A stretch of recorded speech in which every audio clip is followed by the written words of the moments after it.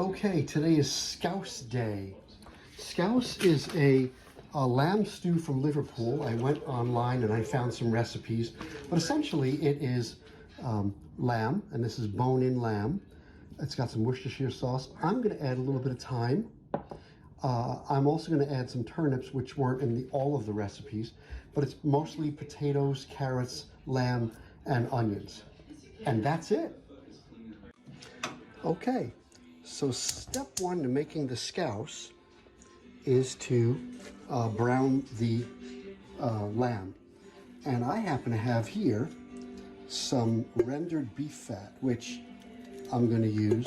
I mean, probably I would use olive oil, but today I'm going to use a little bit of rendered beef fat because it is a Liverpool dish, right? And it's old time dish.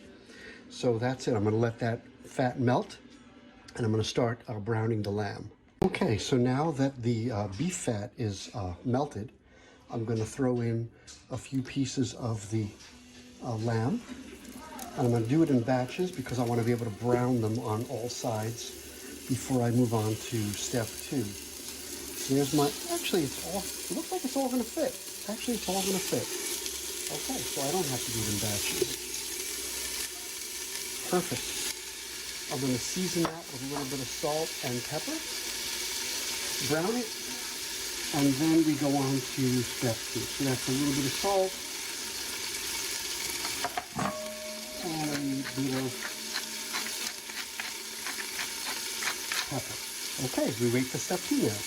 Did I mention that the lamb stew meat is actually got bone in, and that's going to add to more flavor. So that's why the pieces are pretty big, as you can see in there, but there are bones in there. So we're cool.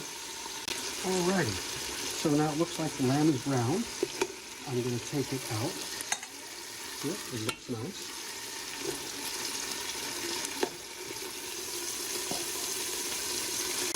And we're throwing in the onions.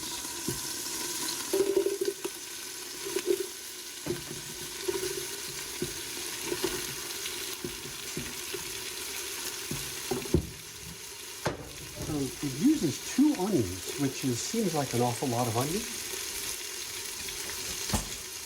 But I'm guessing that's what's going to give this dish part of its unique flavor, the lamb and all that onion. And then we're going to take it to the next step. I'm going to throw in a little bit of salt.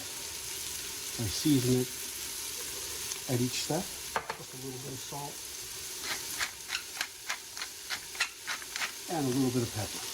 Alrighty, so the onions have softened just a bit. They've only been in for a couple of minutes. I'm going to throw in now the carrots and the turnips and let them soften just a little bit, maybe a few minutes.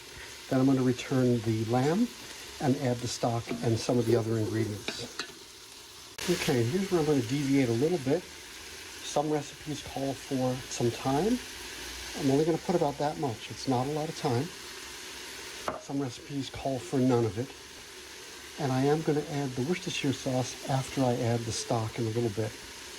Okay, so the vegetables look like they're soft and a little bit browned. I'm going to throw the lamb back in.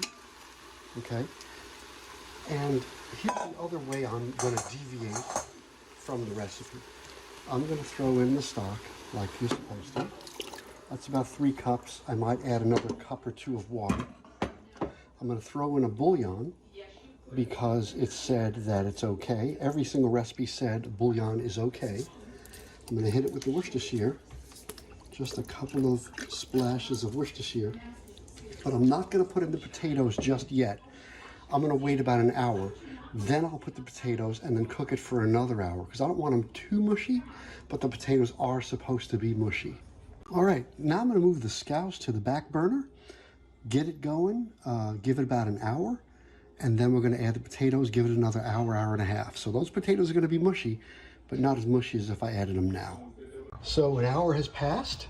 And now it is time. You see my scouse is on the back burner.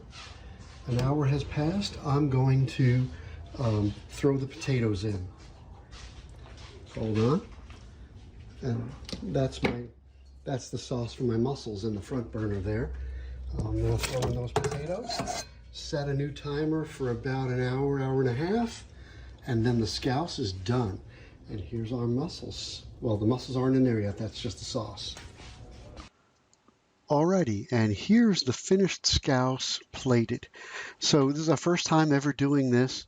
It turned out to be a very nice lamb stew, and it has that distinctive Worcestershire sauce flavor. I think if I ever make it to Liverpool, I'm going to order it to see how close I came to making this recipe.